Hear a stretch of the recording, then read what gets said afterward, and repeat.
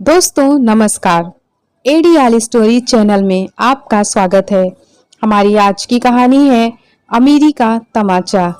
दिल्ली शहर के एक बड़े से बंगले के बाहर खड़ी हुई नम्रता देवी चौकीदार से हाथ जोड़कर विनती कर रही हैं कि एक बार उन्हें अंदर जाने दिया जाए। उन्हें अपने बेटे बहू से मिलना है, बहुत जरूरी काम है। पहले तो चौकीदार उन्हें यह कहकर भगा देता है कि तुम्हारे जैसे भिखारी लोग जब देखो तब भीख मांगने चले आते हैं, लेकिन नम्रता देवी नहीं मानती हैं। वह बार बार उस चौकीदार से हाथ जोड़कर विनती करती रहती हैं कि उन्हें उनके बेटे से मिलने दिया जाए। तभी चौकीदार बोला, तुम मेरे साहब की माँ नहीं हो सकती हो, तुम जरूर झूठ बोल रही हो और चली जाओ अभी के अभी यहाँ से। लेकिन जब नम्रता देवी चौकीदार से बहुत सारी मिन्नतें करती हैं और कहती हैं जब तक तुम मुझे मेरे बेटे से नहीं मिलने दोगे तब तक मैं इस गेट से नहीं हटूंगी, चाहे यहीं पर मेरी जान ही क्यों ना चली जाए, इधर ही बैठी रहूंगी। आज मेरे पति अस्पताल में बीमार पड़े हैं, उनके इलाज के लिए मुझे पैसों की बहुत जरूरत है। मेरे पास उनके इलाज के लिए पैसे नहीं हैं। मेरे बेटे का इतना बड़ा बिजनेस है, उसके पास इतने सारे धन दौलत हैं, क्या वह अपने पिता की बीमारी में थोड़े से पैसे खर्च नहीं कर सकता है? थोड़े से पैसे देने से उसे कुछ भी फर्क नहीं पड़ेगा। अंत में चौकीदार को नम्रता देवी की बातें सुनकर उन पर दया आ गई और वह अंदर जा करके अपने साहब से बोला कि कोई एक बूढ़ी अम्मा आपसे मिलने चाहती हैं। वह कह रही हैं कि वह आपकी माँ है, पर देखने से ऐसा नहीं लग रहा है क्योंकि वह एकदम भिखारन के जैसे दिख रही हैं। पूजा चौकीदार से कहती है, ठीक है तुम जाओ, मैं अभी उनसे बाहर ही मिलने आ रही हूँ, उनको अंदर लाने की जरूरत नहीं है। पति राघव के साथ मीटिंग रूम में बैठे हुए पूजा कहती है, तुम्हारी माँ फिर से मिलने आई है, कितनी बार मना किया है फिर भी बेशर्मों की तरह मुंह उठाए चली ही आती है। पता नहीं क्या चाहती है, क्या लेंगी हमारी जिंदगी से जाने का, क्या समझती है वह अपने आप को। हाथ धोकर पीछे ही पड़ गई हैं।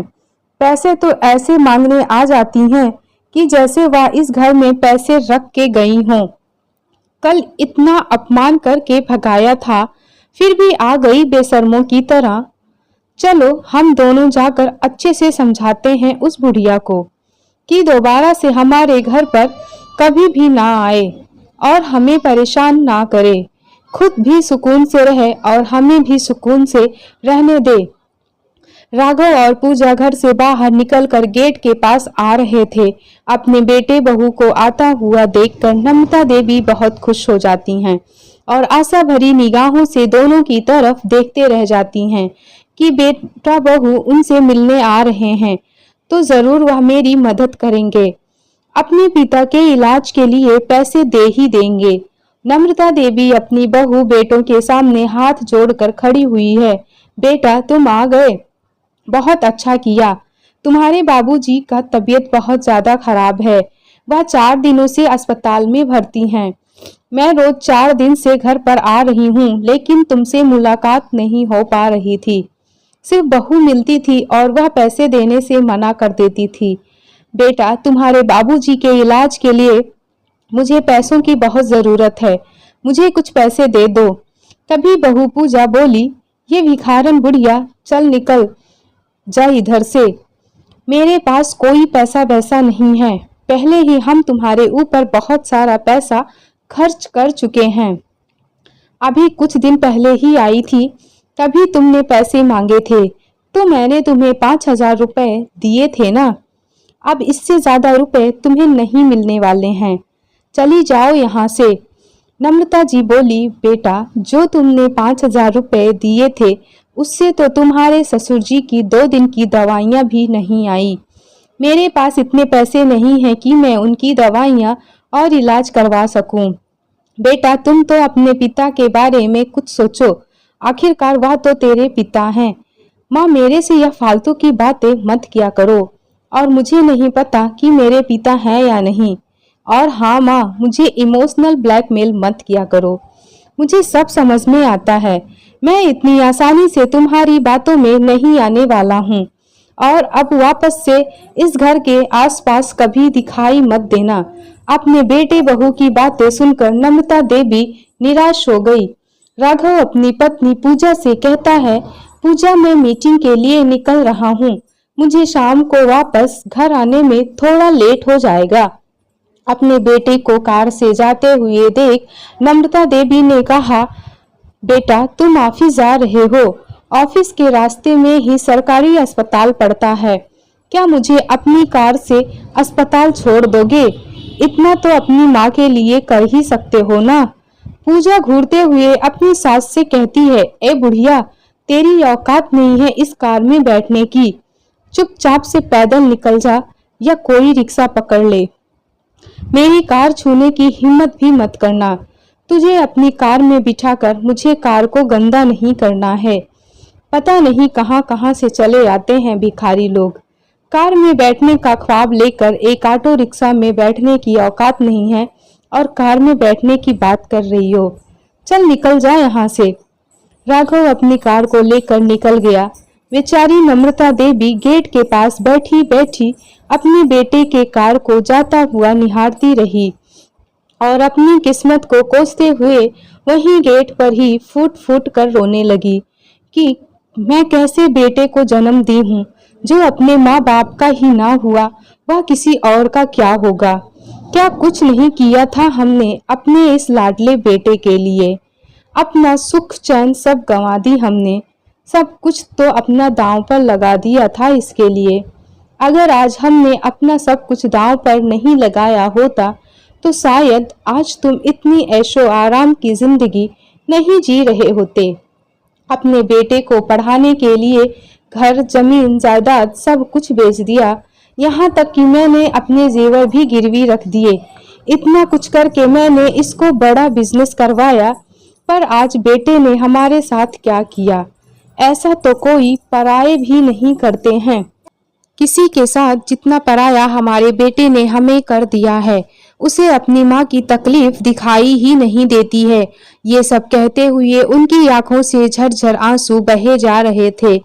पास खड़े हुए चौकीदार वाले को तो इतना समझ आ गया था कि यह औरत राघव साहब की माँ ही है। तब चौकीदार नम्रता देवी को उठाकर कुर्सी पर बिठाता है और कहता है, माँ जी आप रोइए मत, आपको कितने पैसे की जरूरत है? नम्रता देवी कहती हैं, बेटा अभी तो फिलहाल 3,000 ही मिल जाए तो काफी है। चौकीदार अपनी जेब में हाथ डालकर देखता है तो उसकी जेब में से 2,000 रुपए निकलते हैं। वह कहता है, माँ जी मेरे पास तो सिर्फ इतना ही है, आप इतने से ही अपना काम चला लो। और हाँ, आपको कहाँ जाना है मैं अपनी साइकिल से आपको छोड़ देता हूँ। नहीं बेटा नहीं, मैं साइकिल पर नहीं बैठ पाऊंगी। और बेटा वैसे भी तुम परेशान मत हो, मैं ऑटो रिक्शा करके चली जाऊंगी। साथ ही साथ नम्रता देवी चौकीदार को ढेर सारा आशीर्वाद देती हैं। बेटा जहां मेरे बेटे बहू ने मेरी मदद करने से इनकार कर दिया, वहां तुमने मुझ पर इतना बड़ा उपकार कर दिया है मेरी मदद करके। तुम्हारा यह एहसान मैं कभी नहीं भूलूंगी। अरे अम्मा कोई बात नहीं, इंसानियत नाम की भी कोई चीज होनी चाहिए। मैं क्या आपकी मदद करूंगा, इतने से तो आपका एक दिन का भी इलाज का खर्चा नहीं हो पाएगा। नम्रता देवी पैसों को अपनी साड़ी में के पल्लू में बांधकर अस्पताल जाने लगी। वहीं अस्पताल के बेड पर लेटे हुए नंद किशोर जी अपनी पत्नी के आने का इंतजार कर रहे थे।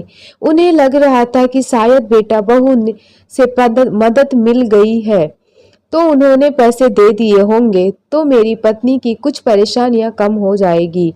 एक तो मेरी बीमारी, ऊपर से पैसों की इतनी तंगी। बेचारी इस उम्र में कितने भाग दौड़ कर रही है। नंद किशोर जी यह सब सोच ही रहे थे कि नम्रता देवी के मुरझाए हुए चेहरे को देखकर वह समझ जाते हैं कि उनके नालायक बेटे ने अपनी माँ की मदद नहीं की। नम्रता देवी पहुंचते ही अपने पति के पास आकर फूट फूट कर रोने लगी है कि आज हमारे बेटे बहू ने हमें पैसे देने तो दूर धक्के मार के भगा दिया है। हमारा बेटा ही हमारा नहीं रहा तो बहू से हम उम्मीद कैसे कर सकते हैं। उसने हमें मुसीबत के समय में अकेला छोड़ दिया है।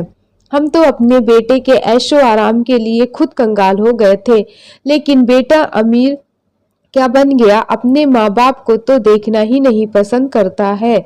जिस माँ बाप ने उसे इतनी ऊंचाई पर पहुंचाया है, अब वही उसको भिखारी नजर आने लगे हैं।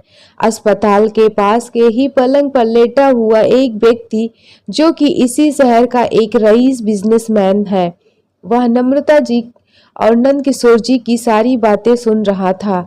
बातें सुनते ही वह अपने बिस्तर से उठकर नंद किशोर जी के पास आया तो उन्हें देखकर दंग रह गया जाता है।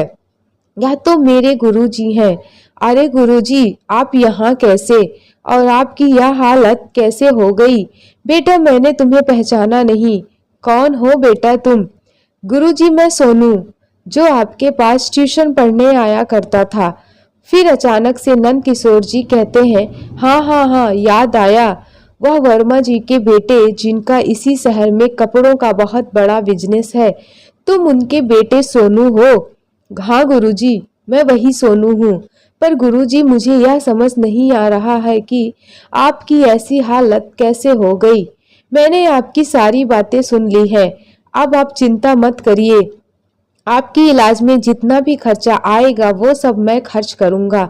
सोनू नंद किशोर जी के इलाज का सारा खर्चा उठाता है और उनके खाने के लिए फल फ्रूट सारी व्यवस्था करता है। नम्रता जी से कहता है, अम्मा जी आप मेरे घर पर रहिए, इधर मैं अपने गुरु जी को संभाल लूंगा। आप कितने दिनों से भाग दौड़ कर रही हैं, कहीं थक कर आप भी बीमार ना हो जाए। घर पर मेरी पत्नी है, बच्चे हैं और मेरे माता पिता भी हैं। आप उधर जाइए, मैं गुरुजी के ठीक होने के बाद उन्हें घर लेकर घर ही आऊंगा। नंद किशोर जी भी कहते हैं, हाँ तुम चली जाओ, मैं ठीक होकर जल्दी ही तुम्हारे पास आ जाऊंगा। तुम मेरी चिंता मत करना। कुछ दिनों बाद नंद किशोर जी बिल्कुल ठीक होकर के सोनू के घर आ गए। सोनू के पिताजी नंद किशोर जी से मिलकर बहुत खुश हुए। नंद किशोर जी, जब से आपने पढ़ाना बंद किया है तब से तो आपसे मिलना ही दुर्लभ हो गया है। मैं इधर अपने बिजनेस में इतना ज्यादा व्यस्त हो गया हूँ कि समय ही नहीं मिल पाता कभी आपसे मिलने का। आज कितने सालों बाद आप मुझसे मिले हैं, लेकिन मुझे बिल्कुल भी उम्मीद नहीं थी कि आप मुझे इस हाल में मिलेंगे। अरे सोनू तो हमेशा कहता है कि आज गुरुजी के बताए हुए रास्ते पर ही चल रहा हूँ। सोनू का पहले तो पढ़ने में मन नहीं लगता था, लेकिन जब से आपने उसकी ट्यूशन क्लास शुरू की थी तब से उसकी पढ़ाई में रुचि होने लगी थी।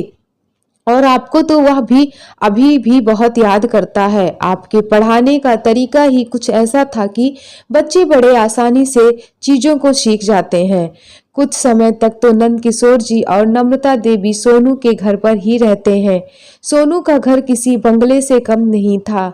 सोनू ने एक कमरा नंद किशोर जी और नम्रता देवी को दिया था। 10 से 12 दिन बाद नंद किशोर जी कहते हैं, बेटा अब हम जा रहे हैं। बहुत दिनों तक रह लिया, हमारी बहुत मदद की है तुमने, बहुत बहुत धन्यवाद। इतने दिनों में सोनू को यह जान चुका था कि गुरुजी ने सब कुछ अपने बेटे पर खर्च कर दिया है। अब उनके पास कुछ भी नहीं बचा है। वह अपने गुरुजी से पूछता है, अब आप कहाँ जाएंगे, क्या करेंगे? आपके पास तो न घर है न खाने के लिए पैसे, फिर आप कैसे अपना गुजारा करेंगे? नंद किशोर जी बोले, बेटा जिंदगी जहाँ ले जाएगी उधर जाएंगे।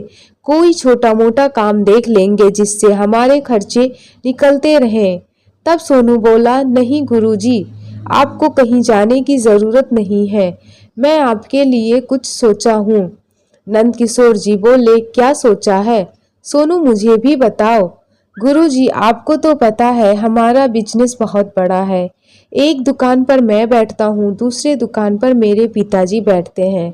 मैं तो अपनी दुकान संभाल लेता हूँ, पर पिताजी को ऐसे व्यक्ति की जरूरत है जो उनके हिसाब किताब में उनकी मदद कर सके। तो गुरुजी, मुझे आपसे ज्यादा सही कोई और नजर नहीं आता है। और गुरुजी, आपको तो वैसे भी कहीं ना कहीं जाकर काम करना ही है। तो क्यों ना आप मेरी ही दुकान पर पिताजी के साथ मिलकर हिसाब किताब आप ही देखें। नंद किशोर जी अपनी पत्नी नम्रता देवी की तरफ देखते हैं। नम्रता देवी को इसमें कोई बुराई नजर नहीं आती है। वह कहती हैं, देखो हमें कहीं ना कहीं तो काम करना ही है। अगर हमें घर बैठे काम मिल रहा है तो इसमें क्या बुराई है। हम अपनी मेहनत का तो करके खाएंगे और इधर हमें रहने में भी परेशानी नहीं होगी। नंदकिशोर जी वर्मा जी के साथ अब उनकी बड़ी सी दुकान में बैठकर हिसाब किताब देखने लगते हैं। धीरे धीरे 1 साल बीत जाता है। इतने समय में वह बिजनेस की बारीकियां भी सीख जाते हैं कि किस तरह से बिजनेस चलाया जाता है। साल भर मेहनत करने के बाद उनके पास इतने पैसे इकट्ठे हो जाते हैं कि वह अपनी पत्नी से कहते हैं, क्यों ना हम अपनी खुद की एक छोटी सी कपड़ों की दुकान खोल लें, बहुत मुनाफा होता है। ओहो, आप कैसी बातें कर रहे हैं, नम्रता जी बोली। लगता है उम्र के साथ साथ दिमाग भी सठिया गया है। अरे इस बुढ़ापे में कुछ करने जाओगे तो लोग हमारे बुढ़ापे का मजाक बनाएंगे। नंद किशोर जी कहते हैं, तुम इसकी चिंता मत करो, इस काम में सोनू मेरी मदद करेगा। मुझे भाग दौड़ ज्यादा नहीं करना पड़ेगा। वह अपने दुकान के सामान के साथ साथ मेरा सामान भी मंगवा दिया करेगा। और एक दिन नंद किशोर जी 60 वर्ष की उम्र में कपड़ों की दुकान खोल लेते हैं। आसपास दुकान वाले देखकर उनका मजाक बनाते हुए कहते हैं, दादाजी इस उम्र में दुकान खोल रहे हो, कितने साल बिजनेस करने का इरादा है? बेटा जब तक हाथ पैर चलते रहेंगे तब तक तो करेंगे ही करेंगे। जिस दिन नहीं कर पाएंगे उस दिन देख लेंगे क्या करना है। धीरे धीरे करके नंद किशोर जी की दुकान बहुत अच्छी चलने लगी, खूब मुनाफा कमाने लगे। अब नंद किशोर जी के पास बहुत पैसा हो गया। नंद किशोर जी ने सोनू के घर के बगल में ही एक छोटा सा घर भी खरीद लिया था, जो पति पत्नी के लिए काफी था। इससे बड़ा घर उन्हें चाहिए भी नहीं था। धीरे धीरे 4 साल बीत गए। एक दिन नंद किशोर जी अपनी पत्नी से कहते हैं, हमने अपनी जवानी के दिन बहुत मुश्किल से गुजारे हैं। पहले अपने माता पिता की सेवा में दिन गुजार दिए, फिर तीनों बहनों की शादी करने की जिम्मेदारी भी मेरी ही थी, क्योंकि घर में मैं इकलौता कमाने वाला मैं ही था। उसके बाद खुद का बेटा हो गया, उसको पढ़ाने लिखाने के लिए तो हमने क्या कुछ नहीं किया, यहाँ तक हमें रोड पर भी आना पड़ा। इन सब जिम्मेदारियों के आगे मैं तुम्हें भूल ही गया, तुम्हारी इच्छा का कोई ख्याल नहीं रखा। तुम्हें क्या पसंद है, तुम्हारी जरूरत को कभी नहीं देखा। लेकिन आज मैं सारी जिम्मेदारियों से आजाद हूँ, मेरे हाथ में पैसे भी हैं। तो आज मैं तुमसे पूछता हूँ कि तुम्हें क्या चाहिए? आज तुम जो मांगोगी मैं तुम्हें वो सब लाकर दूंगा। अपने पति की बातें सुनकर नम्रता देवी की आंखों में आंसू आ गए और अपनी बहू की कार वाली बात उन्हें याद आ गई। जब उनकी बहू ने उनसे कहा था कि तुम्हारी कार में बैठने की औकात नहीं है, तो वह नंद किशोर जी से कहती हैं कि उन्हें एक कार चाहिए और कुछ नहीं। नंद किशोर जी कहते हैं, ठीक है, हम लोग आज ही कोई अच्छा सा मुहूर्त देखकर एक नई कार खरीदने जाएंगे। नम्रता देवी की तो खुशी का ठिकाना ही नहीं था। उनकी सारी तकलीफें दूर हो गई थी। उनका एक छोटा सा घर भी हो गया था, पति पैसे भी कमाने लगा और उनकी पसंद की कार भी आने वाली थी। जो मौज मस्ती उन्हें जवानी में करना चाहिए था, जो शौक जवानी में पूरे होने चाहिए थे, उनके वह सारे सपने अब पूरे होने जा रहे थे। क्योंकि जवानी के समय में तो वह पूरी तरह से अपने बेटे की परवरिश में लग गई, अपनी खुशियों का ख्याल भी नहीं आया। लेकिन आज बुढ़ापे पर मौका मिला है तो वह बहुत खुश है। शाम तक उनके घर में एक नई कार आ जाती है। नंद किशोर जी अपनी पत्नी के साथ नई कार को लेकर मंदिर जाते हैं। भगवान जी को प्रसाद चढ़ाकर गरीबों को भोजन खिलाने लग जाते हैं। जब वह गरीबों में खाना बांट रहे होते हैं तभी उनकी नजर सीढ़ियों के पास बैठे हुए उनके अपने बहू बेटे पर गई। प्रसाद बांटते हुए नंद किशोर जी अपने बहू बेटे के पास भी पहुंच गए और उनके हाथ में भी प्रसाद देने लगे। राघव और पूजा की आंखें चकाचौंध हो गई जब दोनों ने देखा कि उनके माता पिता चमचमाते हुए बढ़िया कपड़े पहने हैं और देखा मिठाई के डब्बे लेकर के वह गरीबों में बांट रहे हैं। पूजा और राघव दोनों सोच में पड़ गए कि इन बूढ़ों के पास इतना पैसा कहाँ से आया कि ये लोग इतना पैसा बांट रहे हैं। तभी राघव नंद किशोर जी के पास आता है और कहता है, पिताजी मैं राघव आपका बेटा। नंद किशोर जी उसे अनदेखा करके वहां से चले जाते हैं। तभी राघव आगे बढ़कर अपने पिता के पैरों को पकड़कर कहता है, पिताजी मेरी बात तो सुन लीजिए। उधर पूजा भी नम्रता देवी के पास जाकर उनका हाथ पकड़कर कहती है, माँ जी हमें बिजनेस में बहुत बड़ा घाटा हुआ है।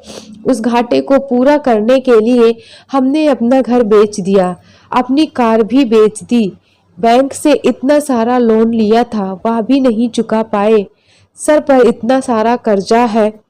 लोन चुकाने के लिए रोज रोज बैंक वालों के फोन आता है। घर में अब कुछ भी नहीं है, यहाँ तक कि मैंने अपने जेवर तक भी बेच दिए हैं। पूरे 2 महीने से हम दोनों इधर उधर भटक रहे हैं। माँ जी कुछ मदद कर दीजिए, आप तो मुझे अब पैसे वाली लग रही हैं। बहू बेटे को देखकर नम्रता देवी की आंखों में आंसू आ गए और गुस्से से बहू की तरफ देखते हुए बोली, बहू याद है वह दिन जब मैं तुम दोनों के पैरों में गिड़गिड़ाती रही, कुछ पैसों के लिए भीख मांगती रही।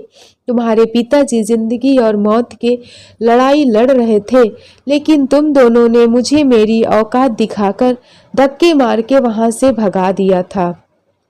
इतना कहकर नम्रता जी अपनी बहू बेटे की बातों को अनदेखा करते हुए नंद किशोर जी का हाथ पकड़कर अपने कार के पास आ गए। बेटा बहू भागते हुए उनके पैरों में गिरकर माफी मांगने लगे, मुझे माफ कर दो पिताजी, मुझसे बहुत बड़ी गलती हो गई है। मैं पैसों की चकाचौंध में आप दोनों को भूल गया था, मुझे माफ कर दीजिए। अब मैं दोबारा ऐसा नहीं करूंगा, आप एक बार मेरी मदद कर दो। नंद किशोर जी अपने बेटे बहू की बातों को नजरअंदाज करते हुए कार का दरवाजा खोलते हुए कहते हैं, नम्रता अपनी कार में बैठ जाओ। भगवान की दया से आज हमारी औकात कार में बैठने की हो गई है। इतना कहकर नंद किशोर जी अपनी पत्नी के साथ वहां से चले जाते हैं। पीछे से बेटा बहू चिल्लाते रह जाते हैं। तभी पीछे से वही चौकीदार जो राघव और पूजा के घर पर काम करता था, वह भी अपनी नई नई बाइक लेकर के आया और भगवान के सामने अपनी नई बाइक की पूजा करवाने लगा। अपने चौकीदार को देखकर राघव कहता है कि अरे वह तुमने नई बाइक खरीद ली। नहीं साहब, मैंने बाइक खरीदी नहीं, मुझे आपके माता पिता ने यह बाइक उपहार के स्वरूप में दी है। दरअसल उस दिन जब आपकी माताजी आपसे पैसे मांगने के लिए आई थी और आपने उन्हें भगा दिया था, तो वह गेट पर बैठी रो रही थी। मुझे उनकी यह हालत देखी नहीं गई, तो मेरे पास जितने पैसे थे उतने पैसों से मैंने उनकी मदद कर दी थी। तो आज इस मदद के बदले में उन्होंने मुझे यह बाइक उपहार में दी है। मैंने तो उन्हें बहुत मना किया, लेकिन उन्होंने कहा कि मुसीबत के समय में तुमने मेरी मदद की थी, इसलिए मेरा आशीर्वाद समझकर रख लो। चौकीदार की बात सुनकर पूजा और राघव अंदर ही अंदर घुटने लगे, लेकिन अब घुटने के अलावा उनके पास कुछ था ही नहीं। दोनों सिर्फ आंसू बहाते रह गए, क्योंकि जो जैसा कर्म करता है उसको फल भी उसी कर्म के अनुसार ही मिलता है। क्योंकि भगवान के घर देर है अंधेर नहीं, यह तो संसार का नियम है। दोस्तों, कभी भी हमें अपने पैसों के आगे अपने माँ बाप को नहीं भूलना चाहिए, हमेशा सबकी मदद करनी चाहिए। कहानी कैसी लगी कमेंट्स करके ज़रूर बताएं। कहानी अच्छी लगी हो तो वीडियो को लाइक और शेयर ज़रूर करें। इसी तरह की और भी कहानी को देखने के लिए चैनल को सब्सक्राइब करना बिल्कुल ना भूलें। धन्यवाद। आइए मिलते हैं एक नई कहानी के साथ।